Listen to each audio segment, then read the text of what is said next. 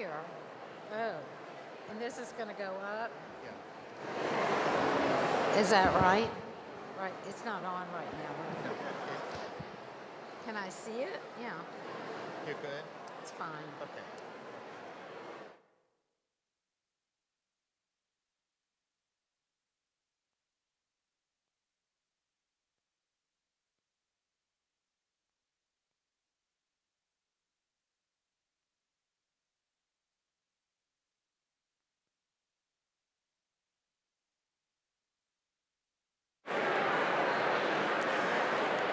Welcome, everyone. Good Yontif again. It is time to begin our Yom Kippur Symposium, so I invite you to take your seats as we prepare to welcome our four speakers to share with us this afternoon. The Yom Kippur Symposium is an annual treat for us to invite four people to share their personal words about their personal story, responding to the theme, What Judaism Means to Me. They have reflected, they've written carefully, and I'm so pleased and proud of each of them that they've come here today to share with us. The order of the program is written in the guide for today, and we'll welcome Miriam Friedman, Joel Bloom, Robert Leventhal, and Ken Magidson in that order. So as others come into the room, let's give them our undivided attention as well as our thanks for their personal words and contributions to the meaning of this day. We'll begin as we invite Miriam Friedman to speak.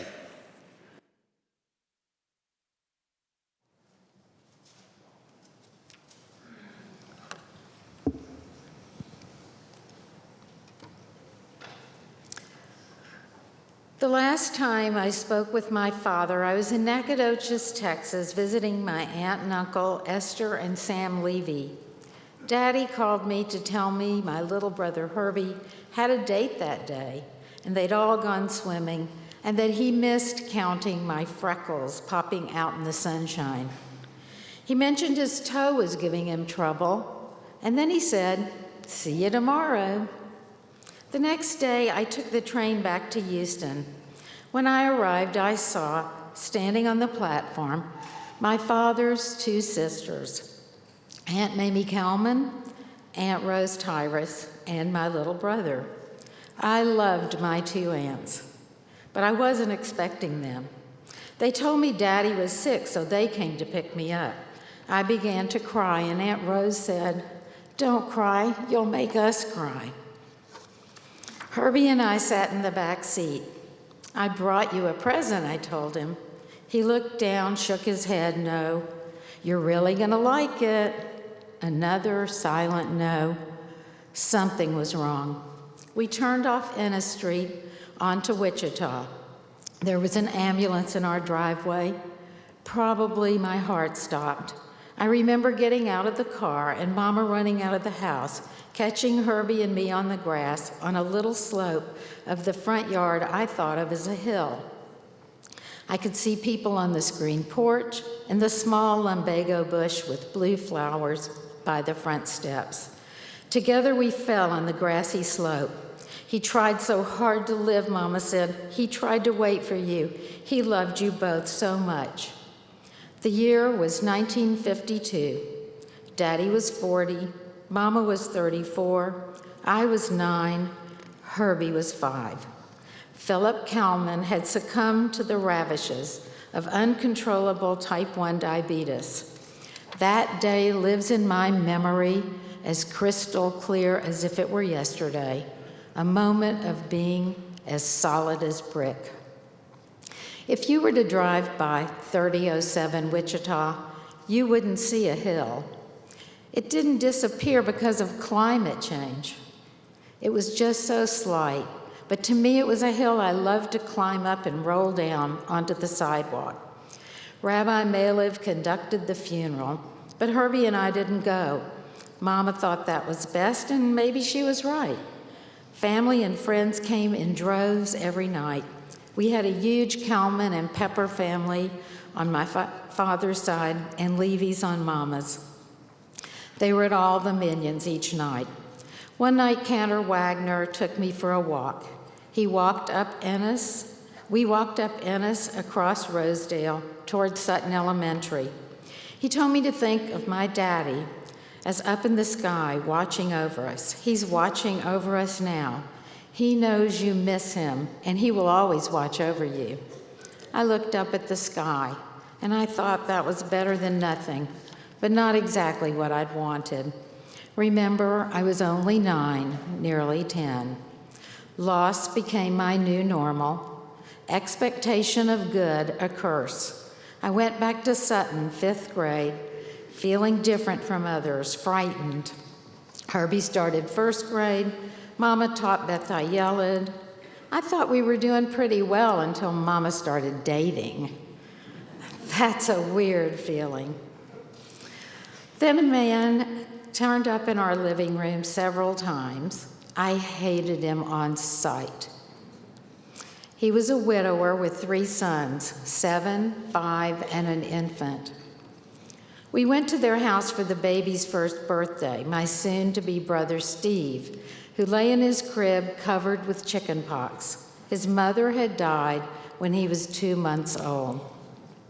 Frances Levy Kalman and Meyer Rose married 3 months later, despite my pleading for her not to do this, to me, to us, to our family. Herbie was thrilled. He inherited 2 new brothers his age he could play with. The first morning we all lived in the same house, I woke up and wandered into the kitchen. I was almost 13 by then, and the scene I encountered is another moment imprinted on my soul. Mama was cooking, feeding the baby in the high chair, putting food on the table. My brother and those 2 other boys were wrestling on the floor. I don't think she saw me standing there in shock amidst the chaos, clatter, shouting, food everywhere, and noise, noise, noise. I ran back to my room and shut the door, filled with a new realization. Now I lost my father, my mother, and my own brother with whom I'd played all our lives. Even my grandmother, who had shared my room, had escaped to the Jewish home. Johnston Junior High saved me. New friends and old, some I still know and love today. My extended family of aunts and uncles provided ballast as I tumbled in the turbulence of a new normal. Once when Mom and I were alone in the car, I begged her, please, let's just leave. I hate him and his kids. How can I leave? She said. What would become of little Stevie? We can take him with us, I proposed, knowing I was defeated. And then came Joe, my 5th brother. Chaos prevailed. But of course, I learned to love at least the 2 babies. The rest would come later. Meanwhile, the term blended family wasn't even a concept back then. I felt more alone than ever, never imagining what it was like for all those boys who'd lost a parent too. San Jacinto High saved me again, and then a summer job at Allen's Shoe Store in downtown Houston. When I walked into Allen's to apply, Bobby Friedman looked up at me from the staircase below. As I recognized him from the old neighborhood and all 3 of our schools, I thought, goody, finally I'm going to have a boyfriend. I was not quite 15. Bobby was 16. Years later, he told me that when he saw me walk in, he thought, she's the one. I need look no further. We were together for 3 years, beshert. We never argued, never doubted one another. We went to all the BBYO parties, and when he started U of H, we went to all their basketball games.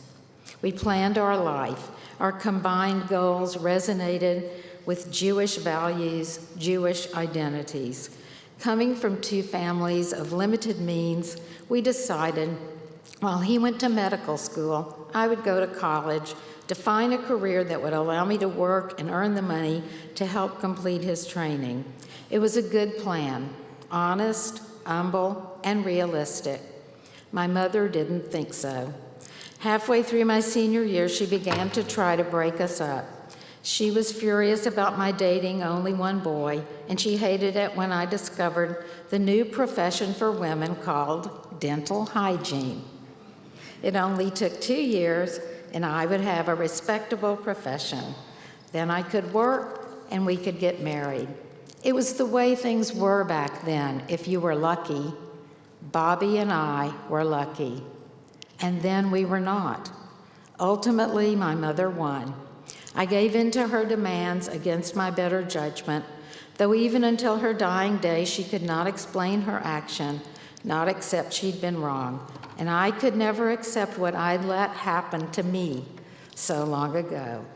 That loss redefined my life and reinforced my belief that if you love something, you can be sure you will lose it.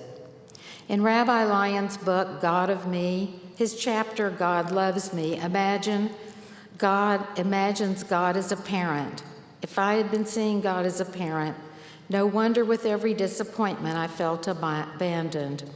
My mantra had become, God hates me. I thought if I could just hide from God, maybe the hurt would stop. Maybe my luck would change.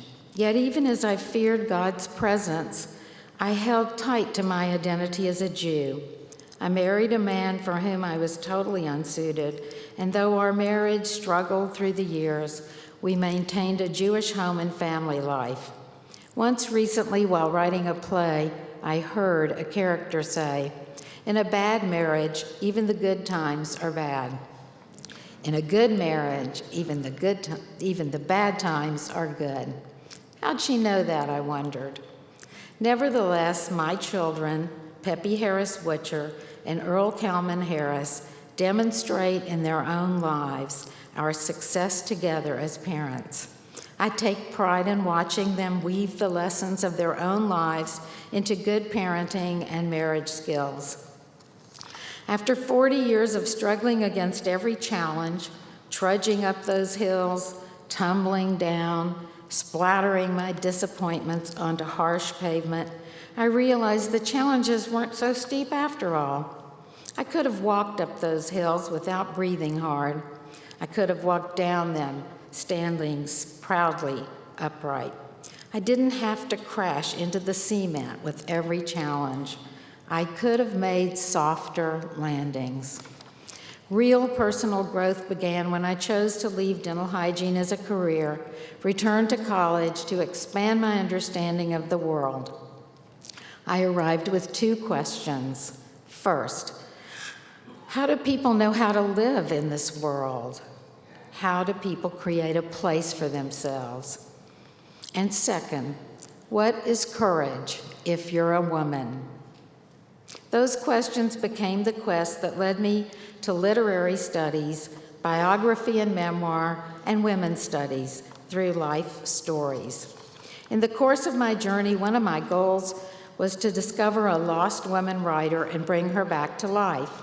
Even as I say those words, I wonder, was I looking for myself? Although Claire Myers Owens wasn't Jewish, her spiritual quest led me to my own and opened me to the universality of all spirituality. My research led me to become a leader in the National Women's Studies Association and chair of their Jewish caucus for 8 years, with a new intellectual connection to Judaism. I finished my doctorate when I was 55 years old. As others looked forward to retirement, I contemplated tenure and publications. As others wound down, I sped up. I moved to Fort Worth and began a new teaching career as a tenured professor in an English department I enjoyed and respected. And here I began to believe in my own self, my power to sustain a positive existence. It was time to call Bobby. He'd had his own set of struggles as a result of our breakup. Our youth was gone, but this time our wisdom saved us. We've been blessed, lucky. Bobby and I together have created our own blended family at a time when blended is a recognizable term. We're learning to celebrate even those occasional moments of regret and self-recrimination. As gifts we can relive and resolve together. We have lived to find the words to articulate our pain and loss, to take responsibility for the hills we saw as insurmountable, to rediscover faith in our love for one another. Not long after we got together, my son Earl needed heart surgery for a defective aortic valve discovered the year he turned 30. Bobby brought his expertise as a doctor to support. Each night, Bobby would call Earl and help him manage his pain medications in an effective and safe way. Then he'd call me and sing the Misha Berach. We'd both fall asleep in a haze of renewed faith, knowing everything would be all right. And it was, and it is. For too many years, I wallowed in resentment and bitterness, unable to recognize the gain that was part of my pain. Then our brother Phil Rose developed 2 devastating cancers. Elliot, Herb, Steve, Joe, and I, and all of our spouses pulled together as our individual love for Phil and one another erupted in support. Perhaps we hadn't realized how strong our childhood bonds had grown. At least I hadn't. Losing one of us, one of my 5 brothers I'd so resented in my youth, gave me a new appreciation of the gift of this large, messy, chaotic, noisy, but loving family. Now we are more than a blend, we're a merger. We've cried together, but more importantly, we dance, celebrate our children's and grandchildren's mitzvahs, and we laugh. Laughter, I believe, is God's reward for living through the hard times. Over the years, I've come to understand that in order for God to love us, we have to love ourselves. If we are created in God's image, then loving ourselves is the equivalent of loving God. Today is my birthday. You can put away your calculators. It's my 75th year on this planet. And in the words of Octavio Paz, I am not finished with myself yet. I stand here now and can say, God, I'm not hiding from you anymore. Hineni, I am here. As for Mama, we always stayed close, always loved each other. We talked and visited frequently. We took pride and pleasure in my children and all of her grandchildren. And she loved to celebrate her boys become men, all professionals, and she called them good citizens. Still, we argued about how she'd interfered with my life, how hard I struggled to right that wrong. But we never abandoned one another. And now, 14 years after her death, I still want to call her up and quell over my grandkids, tell her all the funny stories she'd have loved hearing. As Mama grew older, she began to think a lot about death. After several mini-strokes, she would call and ask, is Aunt Mamie still alive? No. Aunt Rose? No. What about Esther, Sam, Raymond, Sarah, Martha, Dora? No. Aunt Faye? Did she die too? Yes. I thought so, she'd say. Then one day, Mama called in distress. Miriam, she said, what if I really do go to heaven and Philip Kalman and Myra Rose are both waiting there for me? What'll I do? Mama, I said, you don't have to worry. It'll be heaven. You won't have to choose. Shana Tova.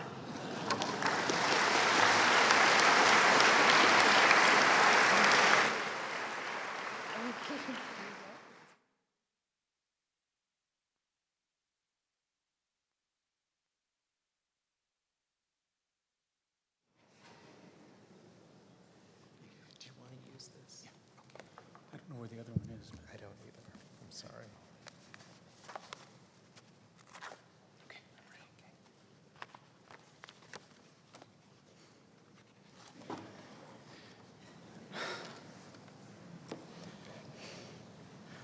When Rabbi Lyon asked me to speak about the role of Judaism in my life, I had to think about that question for several days. How did and how does Judaism fit into my life story? I have been related to high-level athletics all of my life as an athlete, coach, and sports medicine professional.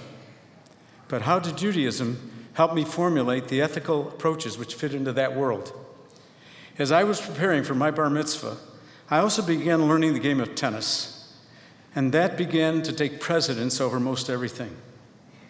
My closest friend, Joe Mystic, was Russian Orthodox. He had an uncle who introduced the game to us. Whitey, as Joe was known, and I would spend hours on the court, and between bar mitzvah prep and hitting the tennis ball, my life was exciting. While preparing for my big day, I became interested in the synagogue choir. I was also chanting my Torah portion and Haftorah, and the liturgy inspired me. Tennis did not go by the wayside. I practiced almost religiously as I began attending yeshiva. I was 14 and very drawn to the cantorial role. It was there at this point that the first conflict of my worlds hit. One afternoon, we were studying about God instructing Moses to use his staff to find water in the desert. I decided that Moses had knowledge of landforms and could find water by using his staff to test the sand. I expressed my thinking, and Rabbi Silver went nuts. He rose out of his chair, turned red in the face, and screamed at me, "Out, out, out!" He also demanded that my father meet with us. My dad, who was a very introspective man, listened respectively, said we would get back to him. He then took me to our own rabbi, who explained that I had to evaluate how much Judaism meant to me. I reflected that I could not follow the Orthodox program the yeshiva required, and I was really unhappy there but comfortable in our synagogue. My dad asked me what I wanted to do, and all he could say was play tennis. As high school began, Whitey and I started to play tournaments in Chicago and eventually the United States Junior Clay Courts. We remained the closest of friends, teaming with each other in other tournaments. All along, I sang in the synagogue choir and also with the high school choir. The school choir sang religious chorale music, as well as some Hebrew songs and prayers as part of many concerts. One day, cantor leaving of our synagogue was lamenting that our little choir was inadequate for what he wanted to do for the High Holy Days, and I asked him to listen to a recording of V'Shamru. He asked how many Jewish kids there were in the choir, and I said about 30. He asked us to audition. That led to a regular Shabbat and High Holy Day schedule, which lasted until he retired, and most of us were college sophomores. Starting college, I was the only Jewish athlete for a long time and experienced my first anti-Semitic challenge, not from fellow athletes, but from an assigned roommate. He and his friends were vicious in their taunting, and because of my own convictions, I chose to ignore their bullying. They pushed the issue, and finally I had to ask advice from the dorm parent. I began rooming with another fellow who was religious in his own way, and we had many open discussions. We were given a job running the front desk in the dorm, and the bully and his buddies never confronted me again. Classwork and athletics filled my days. One Shabbat, I decided to attend Hillel. A professor was leading the service. We began reading L'chad Odi, and I just began to sing. He stopped the reading and asked me to lead the group in prayer. They were happy to have me lead, and it soon became a regular gig when I was not traveling. Once again, Judaism entered my life. This same professor asked me what I wanted to do with my career, and when I told him, he said, "What kind of a career is that for a Jewish boy?" Eventually, I had to decide what to do with my life post-college. I knew that tennis would be part of it, but it turned out to be not the whole purpose. One night, while in Chicago, I was driving home along Lake Michigan and noticed that the moon was shining directly on a large rock near the shore, but not illuminating the area around it. I parked the car, walked onto the beach, and climbed the rock. I know this sounds fictional, but it was very real. A stiff breeze picked up and blew directly at the rock. It seemed that it was there and nowhere else, just like the moonlight. I remember staring at the water and began to see images of me addressing a large group of people and instructing them in something or another. I became very animated and stood on the rock. The wind ceased, and the moon seemed to flare away from the rock, now shining on the entire beach around me. I did not understand what had just occurred. So I drove directly to visit Whitey to tell him what I had experienced and the feeling that happened. He looked at me suspiciously and jokingly said, "God sent you a message." I forgot about it and returned to campus. I had a very successful year, played in the conference finals, achieved my degree in pre-med and physical education with a minor in biology, and then was offered an internship with the Chicago Bears for the National Football League. This turned into a 3-year residency. NIU asked me to return and coach the tennis team while studying for my master's. While studying for this degree, I met Peggy Katz, who would become my wife of 32 years. She was Jewish and everything fit. Whitey had married a Jewish girl, his high school sweetheart, and he was my best man. Of course, my parents and sister were thrilled. We moved to Kalamazoo, Michigan, and began the academic life of a university instructor and athletic trainer. We found a small congregation, and one Shabbat, the rabbi asked if anyone could sound the shofar. I volunteered, and once again, Judaism returned to my life. After 3 years, an opportunity was offered by the University of Wisconsin to study for my doctorate, and we moved to Madison to study sport performance. In 1969, the University of Houston recruited me to teach human anatomy and sport biomechanics.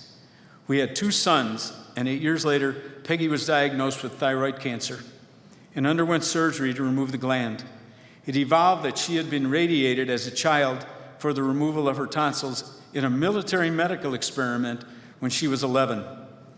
Her dad was a survivor of the Battle of the Bulge in World War II and believed in military medical research. She was one of 50,000 treated in this program. We received notification that she needed to come to Chicago for assessment. She was diagnosed with advanced thyroid cancer, and an operation and treatment followed. She was in remission when a lump appeared in one of her breasts. She had fallen skiing, and it was misdiagnosed as a severe bruising. The second opinion proved that there was malignancy in both breasts. Chemo and radiation followed. It was while she was in the hospital that another encounter with Judaism occurred. I was outside of her room, feeling very angry with God that she was lying there, perhaps dying, while the homeless man that I had seen sleeping on a bench that afternoon got up and just walked away. Why was she afflicted and he was not? Really disturbed me. Rabbi Karp visited and we talked. As he was leaving, I mentioned my feelings and he said, "I only wish to God what you wish for yourself." When he was gone, I felt that his words were not helpful and I was still angry. It took many years to understand what he meant. Not long after that, she went into remission and seemed to be healthy. As life moves forward, grandparents begin to age, and funerals become part of a family. Her parents lived in a town that did not have a congregation, and they had to travel 30-some miles for services. My then father-in-law knew of my early life training and asked me to officiate at his father's service. So I went to Cantor Gerber for advice, even to see if it was allowable that a layperson could conduct the service. He gave me an outline and a prayer book, and I proceeded to fill my father-in-law's wish. That following year, I was playing in a tournament and thought I had injured my knee. It turned out to be my hip, resultant from a car hitting me when I was 15. I ended up being a candidate for an experimental titanium implant being created by NASA. At that time, the muscles of the hip were severed and then sutured together. This process failed. And over the years, the condition has led to 7 procedures. After the 3rd surgery, the old adage, "something happens for a reason," came into play. And I feel that God guided me to create a water rehabilitation protocol that is used in hospitals today. We celebrated both of our sons' bar mitzvahs here at Beth Israel. Everything seemed to be coming together, but Peggy was not doing well, and 7 years later asked for a separation. I agreed, hoping God would intervene and give direction. We reconciled and lived smoothly for 4 years when she had another serious bout with the disease. I was very confused. No support for spouses at that time, no guidance from anyone. So I went into the backyard one night and asked God for help. Nothing seemed to change, and one evening, Peggy said, "I love you, but I cannot live with you." She had decided she had all the support she needed from her parents and that she would fight cancer on her own terms. She demanded we again separate, and I needed to find another place to live.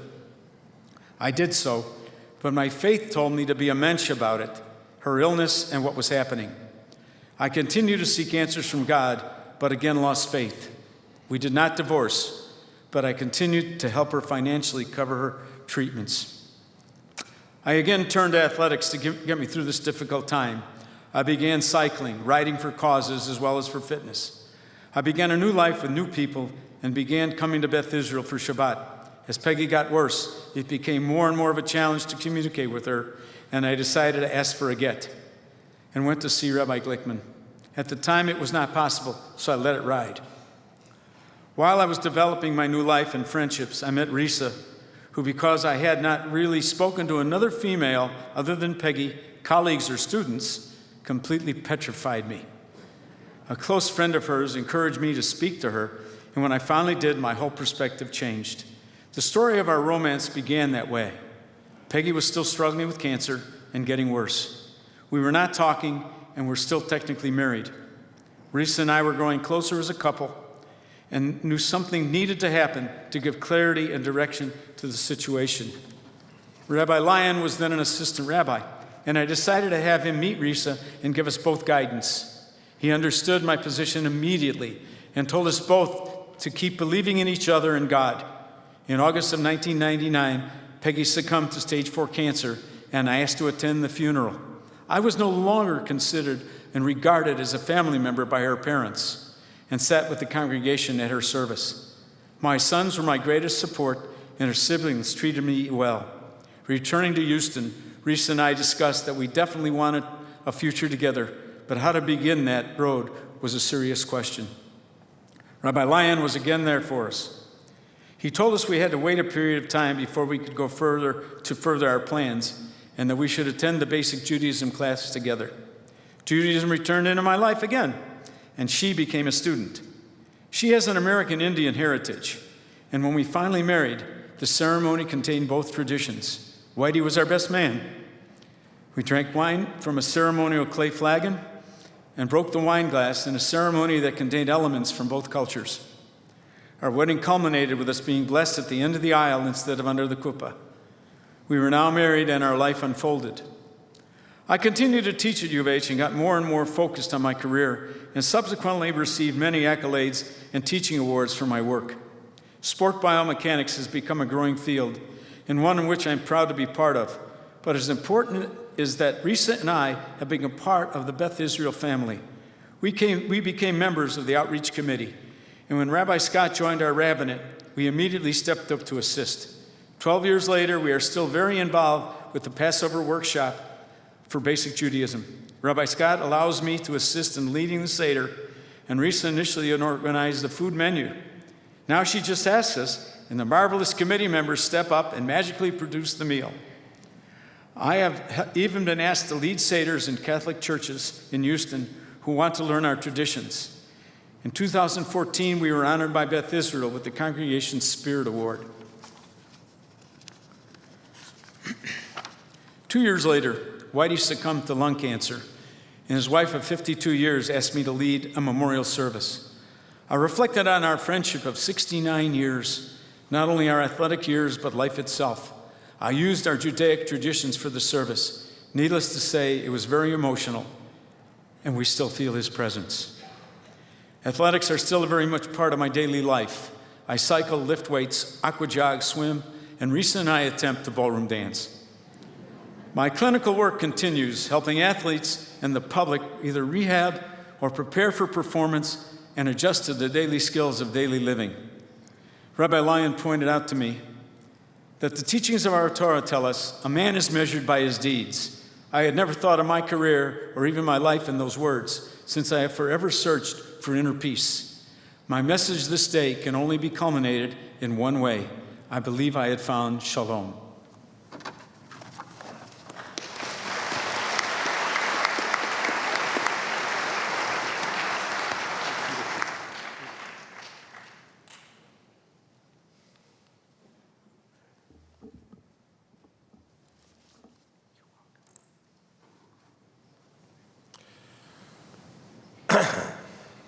Several years ago, after I had a thoracotomy for stage 4 melanoma, Rabbi Lyon asked me to speak at the Yom Kippur Symposium.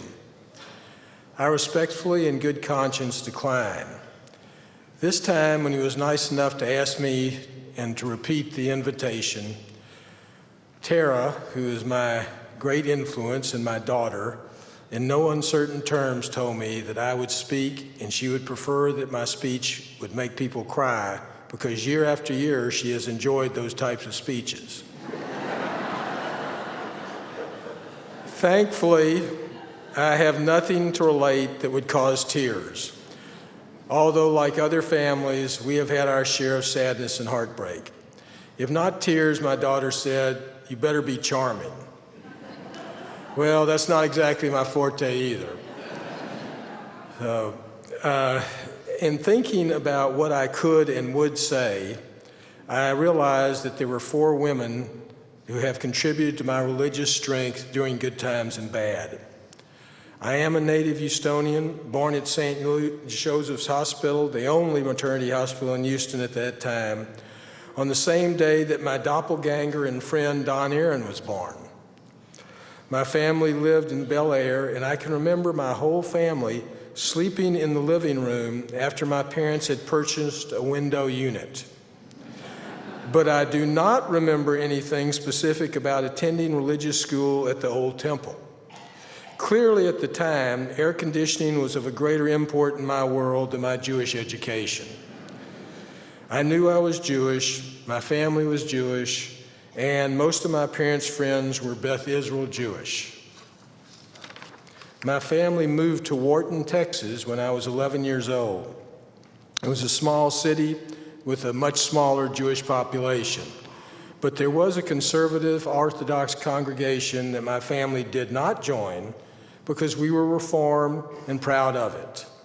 When I say Reform, I mean Hanukkah bush, minimal Hebrew, and token observance of Jewish holidays.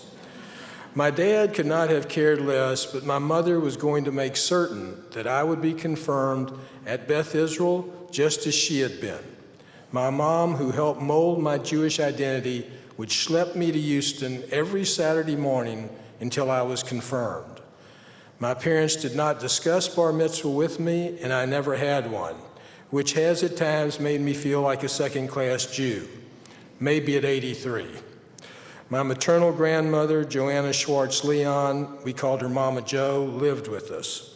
She observed every Jewish occasion by going to her room to pray and/or light candles. She was an amazing woman who lost her husband, Robert Leon, when my mom was 10 years old. He died, leaving my grandmother with 3 children, my mother, her younger brother Adolph, and her younger sister Maxine. He had owned a piece of property in downtown Houston which was used as a parking lot. And my mom, at that age of 10, worked there parking cars, sneaking cigarette smokes in the back seat of some of the cars. My grandmother, who was a major force in my life, loved one thing in this world, and that was me. My dad instilled in me a sense of hard work and honesty, and he strongly believed in a man's word was his bond. He was Jewish but not observant. He loved me deeply but was very reserved, especially with outward expression of emotion. No problem, my Mama Joe and my mom made up for all of that. Still, other than high holy days and schlepping into Houston for Saturday school, I had no other strong Jewish influence. Wharton was a typical small Texas town in that our schools were segregated and most people didn't know or particularly like Jews. I played sports and chased girls, and that was all I really cared about. I do recall that one kid called me a dirty Jew at football practice, and that embarrassed me, but I did not respond. One of my girlfriend's father was president of the bank in Wharton, and he had never had a Jew in his home. He did, however, manage to take Jewish deposits. My parents were not invited to join the country club because of their religion, and my dad never forgave them. He and I would drive 30 miles to New Gulf, Texas, where we played golf on the Texas Gulf Sulphur golf course every Sunday morning. I graduated from Wharton High School in 1963, number 2 in a class of 100. I left Wharton to attend the University of Texas in Austin, where my individual classes would be more than 100. For sorority and fraternity rush, all the students went to Gregory Gymnasium, where Jews were rounded up to go through a separate Jewish rush, and everyone else went through main rush. I thought this was weird, but did not question it, nor grasp the underlying symbolism. I wonder how this would register on the politically correct scale today. My social circle, at that time, so now I got religion, right? No, I didn't. I did go join a Jewish fraternity, Phi Sigma Delta, and loved it. My entire social circle was now primarily Jewish, but I had little or no involvement in the practice of Judaism. I met the most fantastic Jewish girl. I had never had a date with a Jewish girl until I went to Austin. This girl was not just beautiful, but she had razor lips and was tough as nails. She was fantastic. We dated for about 6 weeks, and the rest of the 5 years we were together, we fought like cats and dogs. Our kids would tell you that things haven't changed. She was religious, I wasn't. She knew what she wanted, and I had no clue other than I wanted to be a surgeon. I never went to class if the class was before 11 a.m. I was probably the last person in Texas to be accepted to medical school. My acceptance hinged on my agreeing to transfer to the new medical school in San Antonio when it was completed. I attended the medical branch in Galveston for my first 2 years. I joined a Jewish medical fraternity. I decided I better start studying. I had gone to a gathering of the medical students and noticed that most of them were Phi Beta Kappa. If I were going to compete with these people, I'd better get serious. I decided that I might fail out of medical school, but it would not be for a lack of trying. I have to say that by this time, Nancy and I were on the same page, so to speak, and she pretty much made sure that I towed the line. At the end of my second year in medical school, I was one of the top 5 students in a class of 150. Nancy could do her student teaching in San Antonio, so we married and honored my commitment to be in the first graduating class. My medical school class in San Antonio was comprised of about 50 or 60 students. We made many friends there, both Jewish and non-Jewish. Nancy was teaching high school English to kids who were 3 years younger than she. Our home was Jewish. We celebrated the holidays, and no Hanukkah bush was tolerated. I graduated from medical school in 1970, realizing that I could, as the Torah suggests, do more deeds to be a better person. After 4 years in medical school, I felt that there must be something greater than just our everyday lives.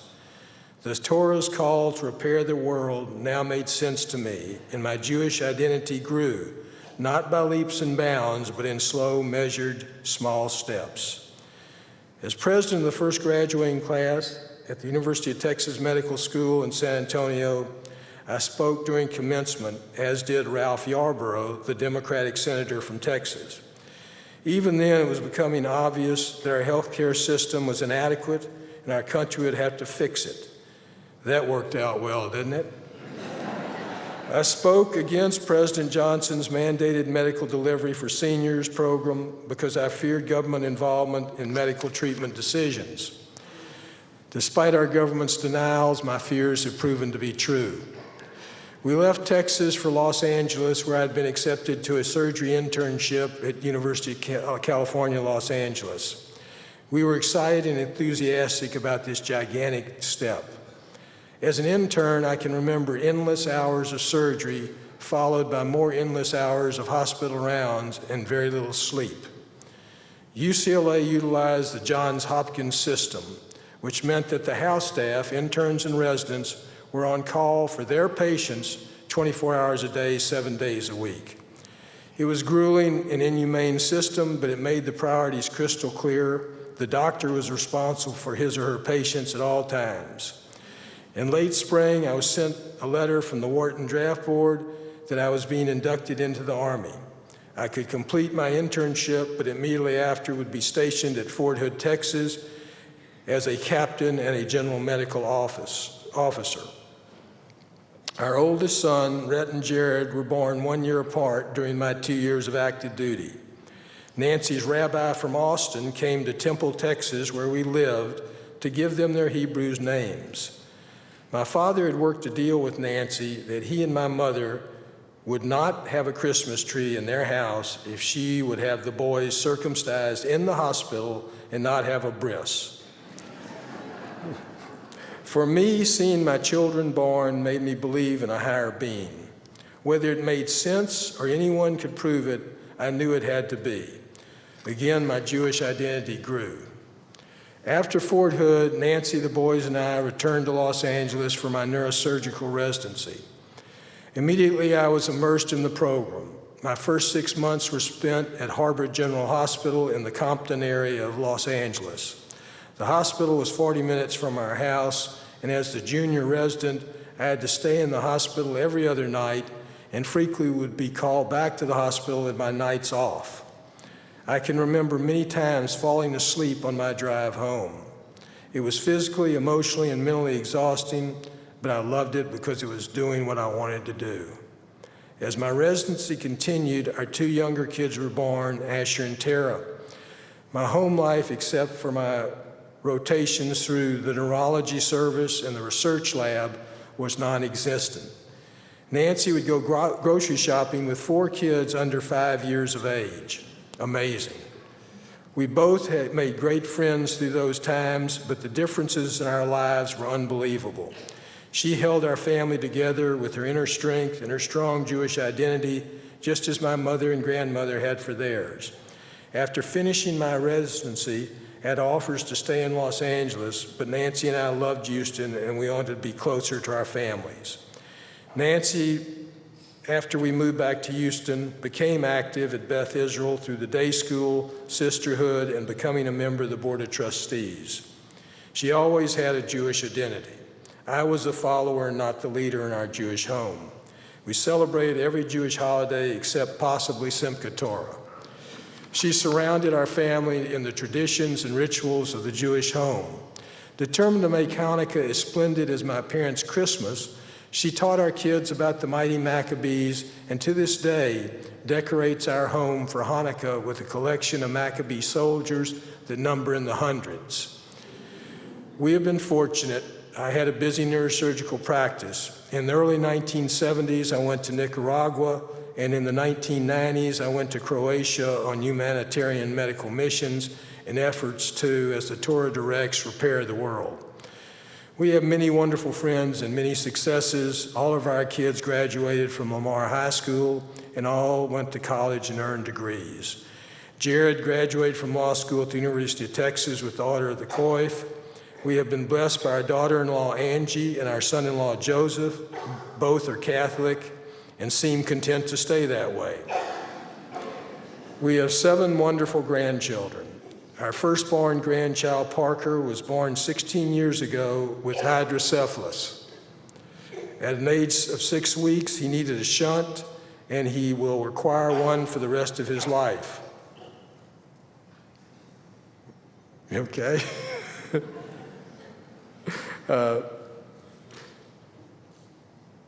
He is totally dependent on the shunt, but he is totally normal in every other way. He plays sports at his high school. Parker identifies himself as Jewish. Rhett's second son, Pierce, plays every sport, but excels at baseball, and as a left-handed pitcher, plays on many premier teams. He presently identifies with no religion. Nancy, however, continually reports to him from the website Daily Jewish Baseball. Jared's 2 oldest daughters, Chandler and Kendall, aside from being beautiful and smart, have both been bat mitzvahed here at Beth Israel. Kendall is also a talented athlete. They have fulfilled my hopes and expectations. Today, their mom, Angie, is taking Hebrew lessons from Deb Usick, so who knows? Jared's youngest daughter, Rainey, is unique, and at 8 years old, going on 20, easily wraps me around her little finger. She is the 5th fierce woman to influence me after Mama Jo, my mother, Nancy, and my daughter Tara, who is the director of admission here at the Schlenker School. Tara's two boys, Martin and Jonah, are students at Schlenker and are grounded in their Jewish traditions and identity. They are so comfortable being Jewish that recently at their other grandparents' Polish Catholic church, they gleefully and loudly sang Shabbat Shalom. Our youngest son, Asher, has been estranged from us for the last 4 years. He had a successful surgical supply company and now teaches science to middle school students in Marshall, Texas. We are talking now, and I pray that this new communication will continue. 2 of my sons have had major medical problems in 2012 and 2013. Rhett, who directly manages 35 financial advisors and supervises 135 licensed bankers, as an executive director for J.T. Morgan Securities, suffered a ruptured diverticulum that required emergency surgery and a colostomy bag. He lived his life, and during that 6 months he required the bag, he never complained. Jared, who has his own law firm, Leventhal Wilkins, has been recognized as a super lawyer by Texas Monthly. At 39, he developed a bowel obstruction from colon cancer, which spread to his liver. I'm so pleased to say that he is cancer-free from major liver and colon surgery and chemotherapy. Like Rhett, he never complained, he accepted his situation, and he fought. My mother passed away in July of 2010, which was a major loss to our family. My dad had died in 1980, and I never ceased to miss him. Nan's dad suffered from Alzheimer's disease and her mother from dementia. Both have passed away and are sorely missed. Nancy remains healthy, which makes sense since she abhors any activity that causes one to sweat, other than Pilates. She would love to return to full-time cigarettes, but only smokes at Etheria Hair Salon twice a week. She is the rock of my life, the love of my heart and soul, and the center of our family. I developed metastatic melanoma, which spread to my lung in 2006. About every 4 years, I get a tumor recurrence, but have been lucky, and the tumors have been in areas that are amenable to surgical resection.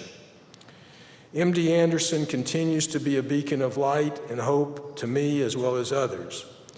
Despite the fact that we are all so different, yet so alike, we face different trials and tribulations and have different successes and failures. I do not see myself as a cancer survivor.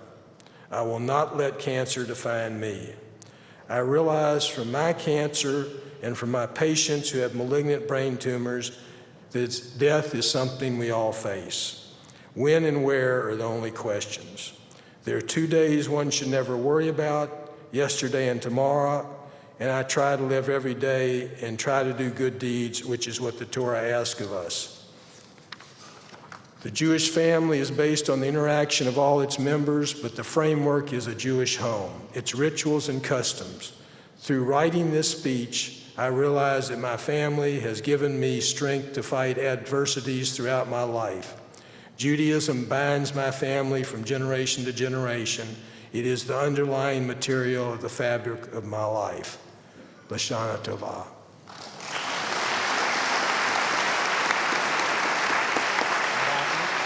Well done.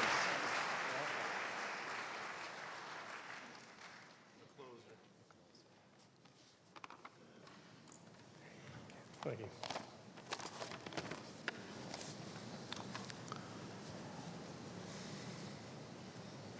On Yom Kippur, we reflect.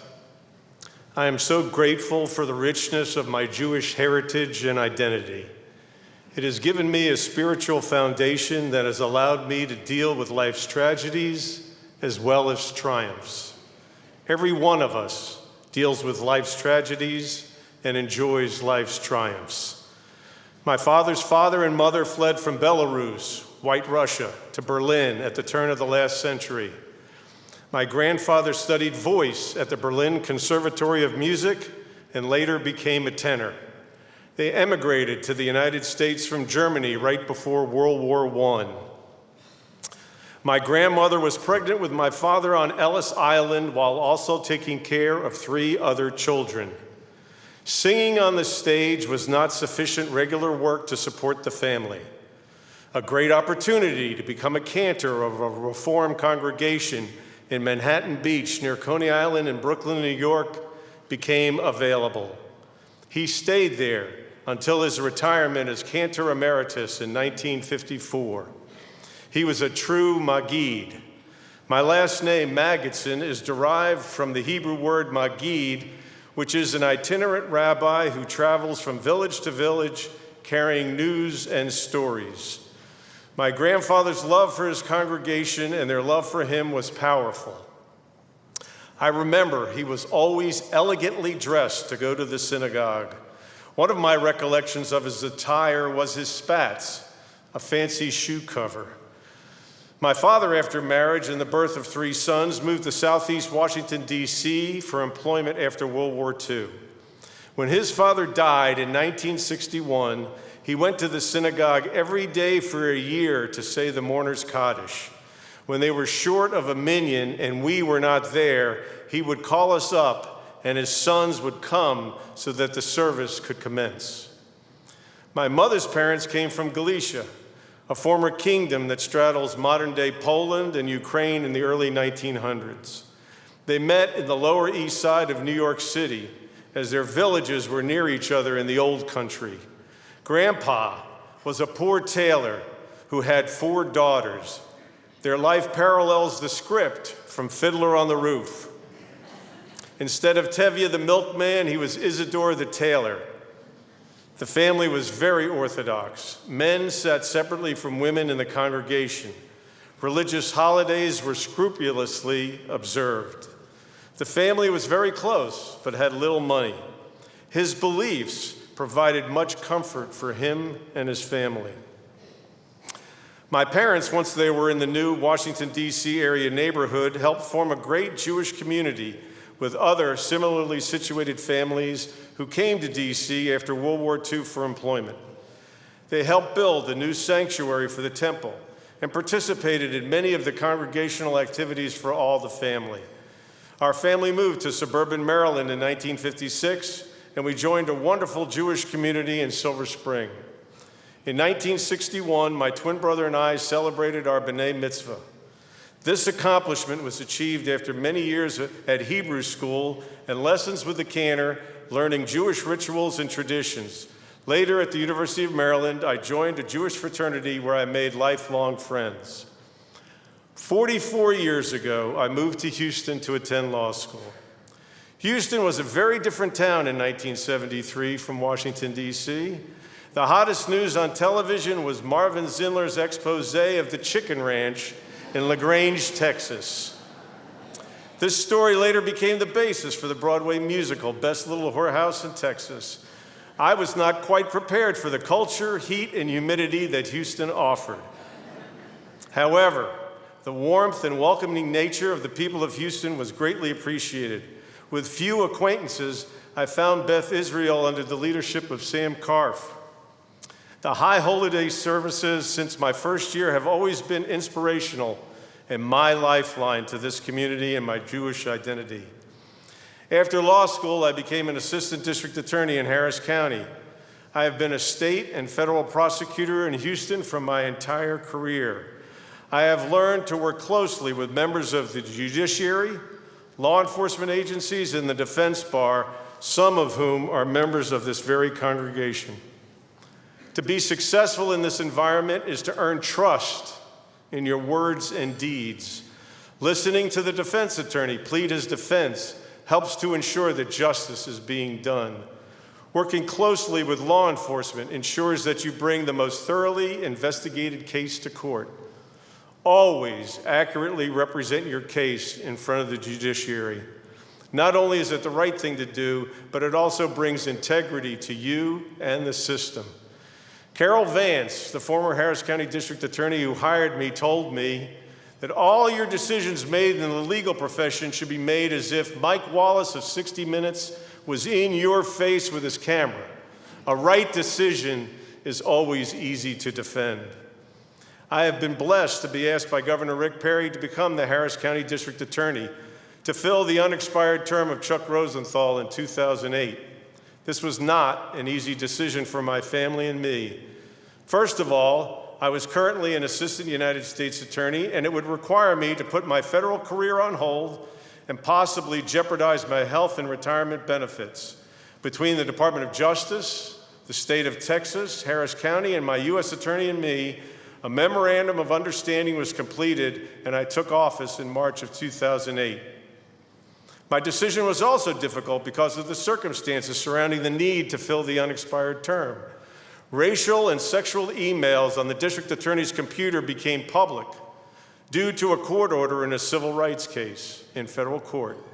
This caused the sitting district attorney to resign and deeply hurt morale and the effectiveness in the office. I felt at the time that if I could bring back the mission of justice that we were on and establish the public trust, that I must do it to the best of my abilities.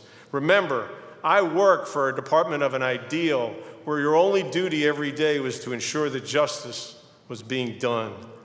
The enthusiastic welcome and the tremendous response by the office to our rededication to our core mission of justice made me proud to take on this responsibility. In 2011, upon nomination of the President of the United States, Barack Obama, and the consent of the Senate, I was sworn in as the 22nd United States Attorney for the Southern District of Texas.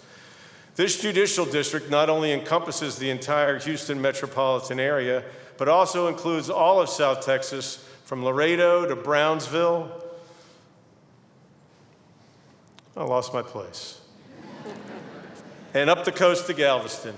During all my time in both state and federal court, I have seen how the judicial system deals with individual cases and all their related issues, from organized crime, including drug trafficking, money laundering, human trafficking, extortion, and murder, to white-collar crime involving perpetrating fraud on families, neighbors, friends, and business associates.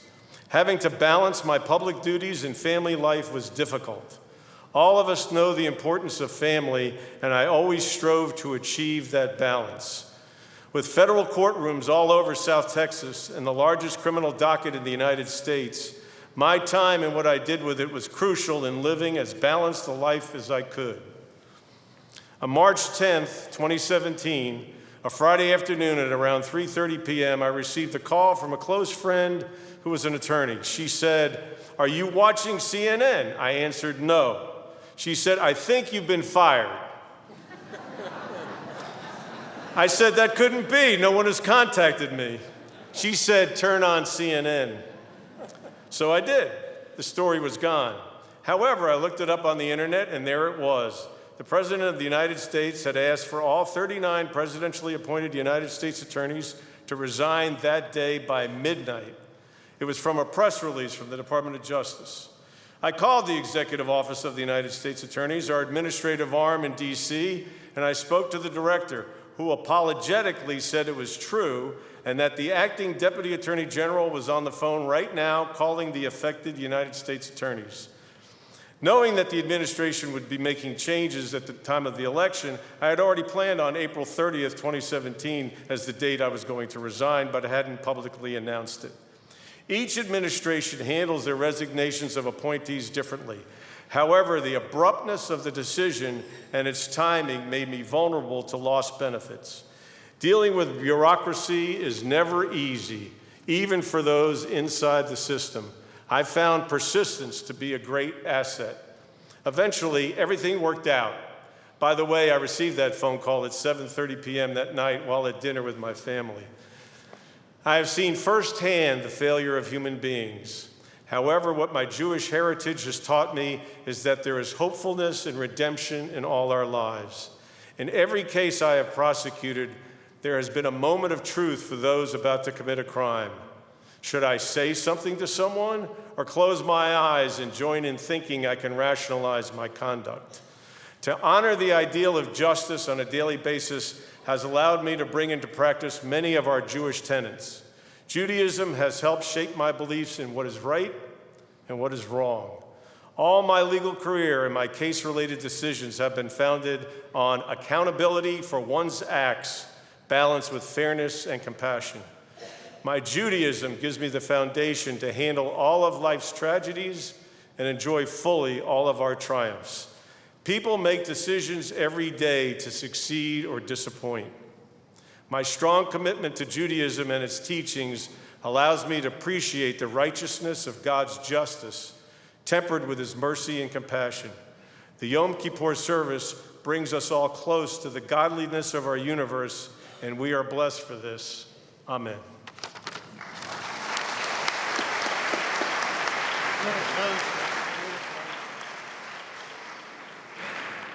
Friends, a round of applause for all of our speakers.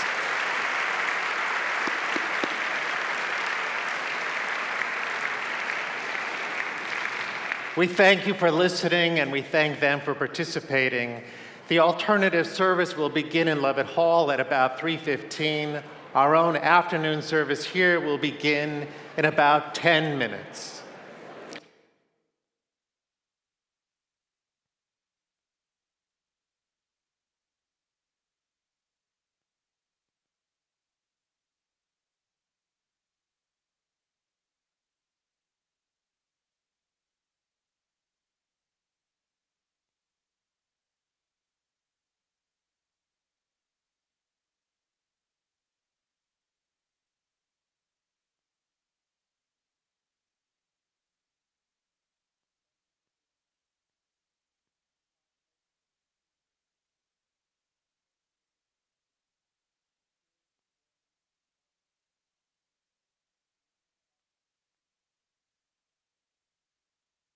Israel.